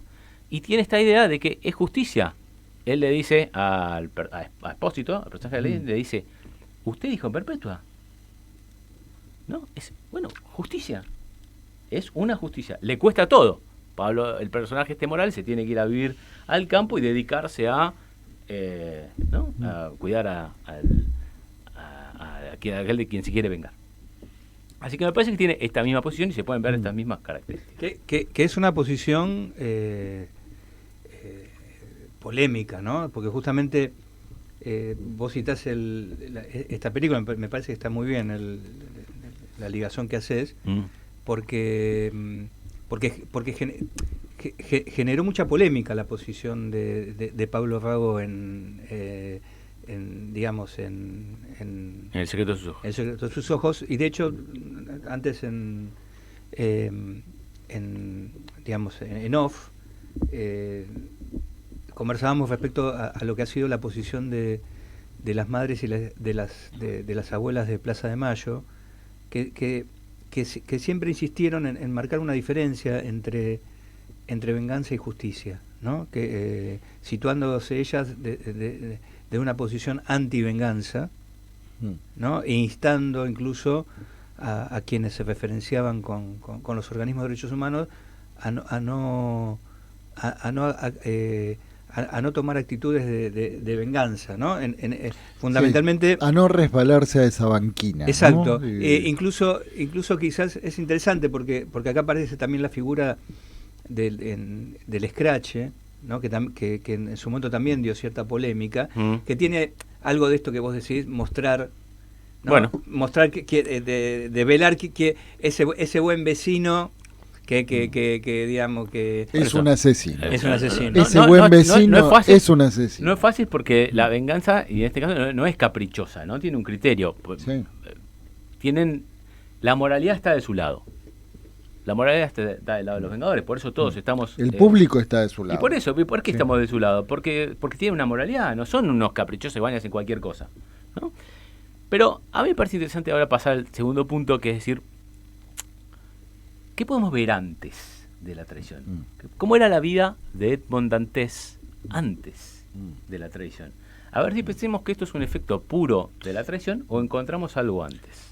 Sería la pregunta de ¿y usted en qué está implicado? Claro. En que todos lo traicionen. Exactamente, ¿no? Exactamente. Pregunta... ¿Qué hace usted para que esto le haya pasado? La primera respuesta sería nada. ¿Qué me está diciendo? ¿Qué hago yo? Me recontracagaron, no sé de qué me estás hablando. Pero la película, en sus primeras escenas, muestra algunas cosas que me parece que nos pueden ser muy interesantes para pensar. La primera escena de la película es una escena donde Dantes, que es marino, ¿sí? Dantes, para ubicarlo, es el hijo de un mayordomo de la familia de los Morcerf, justamente. Dantes es el hijo del mayordomo. Ajá. Que es marino porque los Morcerf le han pagado la escuela de marina. Entonces es marino mercante, está arriba de un barco donde el capitán es Danglars y pasan por un naufragio. Y hay una mujer que se está por ahogar en el mar. Y Danglars dice, no, pero nosotros no podemos demorarnos acá, esta tormenta nos va a hundir a nosotros también, tenemos que cuidar la carga, esto es un negocio, no tenemos que ir. No hay lugar, no hay tiempo para rescatar a una mujer. Dantes, futuro Montecristo, desobedece, se tira al mar y rescata a la mujer. ¿Sí? Pequeño spoiler, esa mujer es la que tiene la carta de Napoleón que después usa para incriminarlo a él de ser agente de Napoleón. Pero más allá de eso, lo que podemos decir es, bueno, ¿por qué desobedece Dantes? ¿Porque le importa un cuerno? ¿Porque dice, ¿qué sabe? A mí la jerarquía me importa un cuerno. No, porque él cree que él tiene una moral superior. Y que salvar a una mujer es más importante. Está por encima de cuidar de salvar la carga. Exacto. Sí. Para colmo, así que ya empezamos con que él tiene la idea de que él tiene una moral superior a los demás, ¿sí? Que justifica que desobedezca a un capitán. Para colmo, cuando llegan al puerto, el dueño de la naviera lo felicita. Le dice, muy bien, usted actuó heroicamente, y Danglars actuó mezquinamente. Claro. Así que lo echa, ahí mismo con Dantes presente, lo echa a Danglars, le dice, bueno, vos afuera, ahora el capitán sos vos, Dantes, ¿no? Y Edmond acepta ese cargo y sorprendentemente ni se pregunta cómo va a quedar el otro. El odio que le va a tener el otro que lo acaban de echar porque vos lo desobedeciste, él tratando de cuidar supuestamente los intereses del dueño de la naviera, lo echan y lo ascienden a y Dantes no se pregunta por el resentimiento que le va a quedar. ¿Cómo es que no se? ¿Por qué no se pregunta? ¿Por qué no piensa, me va a querer recagar mañana? Sí. Porque él piensa que está en lo correcto. Él piensa que está bien esto que pasó, que es como debería ser, porque él actuó efectivamente heroicamente. Siguiente escena. Dantes vuelve a Marsella para contarle a su padre y a Mercedes que ahora es capitán y entonces se pueden casar, porque es capitán. Entonces llega con el padre y le dice, me nombraron capitán. Muy bien, le dice el padre. Me dice, ¿qué pasa? No te veo muy contento. Bueno, le dice, ¿le agradeciste a los Morcef? No, te agradezco a vos. Le dice, yo no te pagué la escuela, te la pagaron ellos. Ah, bueno, sí, después le digo. Y no se ve nunca en la película que les agradezca. Bueno, otra vez, no es agradecido. No es agradecido, él cree que le corresponde, ¿no? Cuando están en la escena donde están en la cena, en el almuerzo, donde él está anunciando que es capitán, están todos los Morcef sentados, Fernand, Mercedes, que llega tarde, la familia de los Morcef, y él, y Dantes. Y viene el padre a servir la comida, ¿no? Y los Morcef le dicen, siéntese, don Luis se llama. Le dice, siéntese por la ocasión. No, gracias. Y se va, ¿no? Y entonces, pero el padre no acepta. Pero Dantes está sentado, el hijo, Edmond, está sentado ahí. Él y no se da cuenta que hay algo ahí, que cómo es que este está sentado. Porque él piensa que le corresponde eso. Podríamos también señalar, tal vez, decir, bueno, quizá haya una actitud en el padre, de esto de que no toma ni cuando se le ofrecen. Cuando se le ofrecen no toma. Un padre, uno de arriba, no muy poderoso. ¿Sí? ¿No? Podemos pensar que ya esta idea de decirle lo que vos no pudiste a Dios, a un padre, podría hablar de, bueno, cierta cuestión ahí, cierta falla, ¿sí? Que por lo menos posibilita después lo otro. Una más para terminar de remachar esta posición de Edmond antes de ser Montecristo.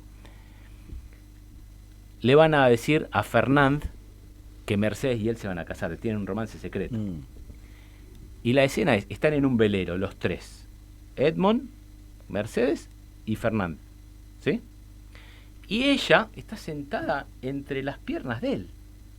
Él está sentado así, arriba de una vela, y ella está sentada entre las piernas de él. Entonces, es la mina de él. Y entonces le dicen, bueno, no, es que ahora Edmond se va a casar, bueno, que con quién, jajaja, parece que está encima, lo están boludeando. Un poco, no, que se va a casar, bueno, con ella. Con ella, se ve que le cae pésimo, es obvio que a él le gusta, es obvio que a Fernán le gusta, y más que le gusta, que él piensa que estaba destinada, en aquel momento era la prima, era la que era para él. Y entonces le dicen esto, y además le dicen, bueno, vos la tenés que convencer a la madre de ella, que no va a querer. Lo mandan al rival, al rechazado, a convencer a la madre de que case con el otro. Sí. Y otra vez no piensa en el resentimiento que le va a quedar. Entonces, ¿qué tenemos de la posición de Edmond antes de ser traicionado? Que no es agradecido, que cree que le corresponde, que cree que tiene un código moral superior al de los demás, que no se pregunta por el resentimiento que puede darle al otro, porque él cree que eso le corresponde, que él se lo merece. Él cree que él se merece ser marino, que él se merece casarse con Mercedes, que él se merece ser capitán, que él se merece ser Morcef. Casi. Sí, no tiene registro de la afectación. Sí, en la película hay un detalle muy sutil, pero a mí me parece muy interesante. En ese almuerzo, Fernand Morcef brinda a la salud de la madre de Edmond, que había sido su niñera. Y Fernand dice, o sea, porque esta mujer, o sea, a la salud de ella, que siempre la recordamos, y porque crió a uno de los nobles más importantes de Francia, que es él, ¿no? Parece decir, porque me crió a mí. Sí. Es decir, la madre de Edmond es la madre de Fernand. Es decir, sí, es muy madre probable, de crianza. Es la madre de crianza. Es muy probable que si Edmond está sentado ahí con todos, es porque Fernand le dio ese lugar, porque dijo, este es el hijo de mi madre, es como mi hermano. Es como mi hermano. ¿Por qué le pagaron la escuela naval? A ningún otro sirviente de la escuela le pagaron, de la casa le pagan la escuela naval. ¿Por qué se la pagaron a él? Y el tipo no ve nada de eso. Él cree que eso le corresponde y que no tiene que agradecer y que no tiene y esa posición es una posición que podríamos llamarlo la del acreedor. Él cree que eso le corresponde, cree que el mundo le debe eso. Que el mundo le debe. Interesante, Sí. ¿no? Esto que ubicás, ¿no? Porque también, antes estábamos, las charlas que tenemos en los huequitos acá, que retorna esta diferencia entre venganza y justicia, quizás, ¿no? Porque efectivamente la venganza es venganza frente a un daño, ¿no? Y siempre el daño conlleva algún daño sobre el cuerpo, algún daño imaginario.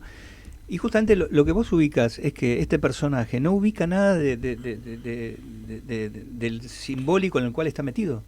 Uh-huh. O sea, digamos, no ubica que no ubica los linajes, las hermandades, las fraternidades, las estructuras empresariales. Todo lo que es del orden simbólico, él es el Mr. Magoo, ni se entera. Exacto. Yo no quiero caer en decir a él no le correspondía a Mercedes, le correspondía a Fernand. No, tampoco a Fernand le correspondía, ¿no? Pero posiblemente a nadie nos corresponde nada, o casi nada. Pero la idea de que te corresponde, la idea de que te lo mereces, esa idea del merecimiento, me parece que en la película está. El mundo me debe. El mundo me debe. Que es otra cosa que lo merezco. Pero cuando uno piensa que se lo merece, empieza a pensar que el mundo se lo debe.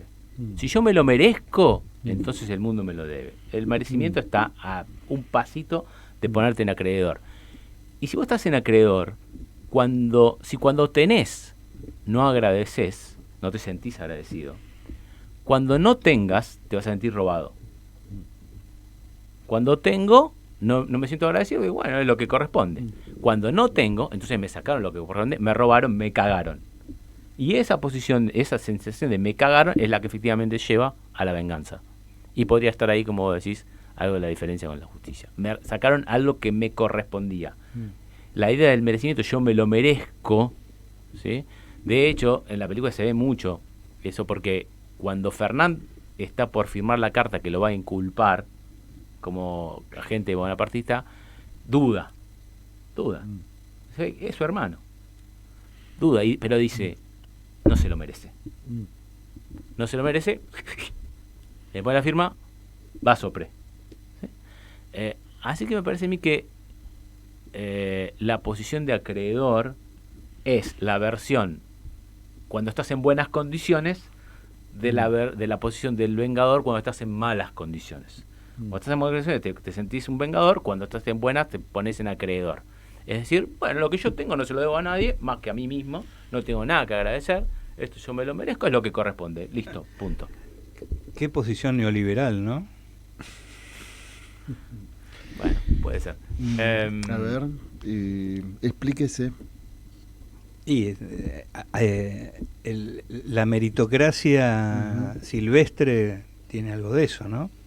Y digamos, y sabemos que estas masas meritocráticas, cuando no tienen, pueden intentar vengarse al punto del suicidio, ¿no? O llevar al suicidio a todo un país. Bueno, hay algo de que la venganza, en la venganza estamos dispuestos a perjudicarnos a nosotros mismos con tal de producir ese daño. Nos quedan 2 minutos, ¿no? Un minuto. Bueno, solo esbozar esta pregunta. ¿Podría ser la venganza recomendable en algún caso? Yo pienso que la respuesta corta me parece que es no. Saludable, ¿no? Saludable. Yo pienso que la respuesta corta es no, pero me parece que hay que tener cuidado porque tiene algo muy tentador, que es que pareciera que la venganza te saca de la posición de víctima. ¿No? Te hicieron una cosa recontra jodida y entonces ¿qué haces? ¿Te vas a quejar? ¿Vas a pedir piedad? No sé qué. No, me pongo en vengador y pareciera que te saca de la posición de víctima. Yo, después de pensarlo, creo que no te saca de la posición de víctima, porque creo que si estás vengando es solo en tanto y en cuanto recibiste un daño, como decía Diego recién, por lo cual te confirma en la posición de víctima. De lo que sí te saca es del lugar de objeto. Dejás de ser objeto de injusticia y pasás a ser sujeto del resentimiento. Y eso es, pero pasar de objeto a sujeto es tentador. Lo que pasa es que el lugar de sujeto que te lleva es muy complicado. ¿no? Solo una frase final, cuando la película termina, a mi gusto termina bien. Montecristo se va. Es dudoso si consigue su venganza contra Fernando, no. Si la lleva a cabo, no. No se consigue. Si la ejecuta. Hay dudas. Y dice, se va al mar. Y dice, me voy al mar, donde todo es horizonte y no existen las huellas dejadas por el hombre. Bien, como decía Fernando Pessoa, navegar es preciso, vivir no es preciso. Hasta el próximo jueves. Aquí, en Pulsión de Radio.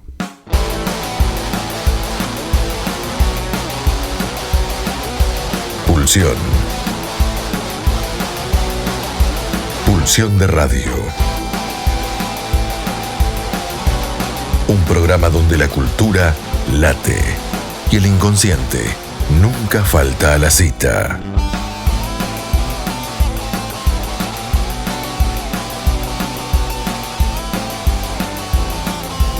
Nos volvemos a encontrar el próximo jueves de 22 a 24, aquí en la RZ.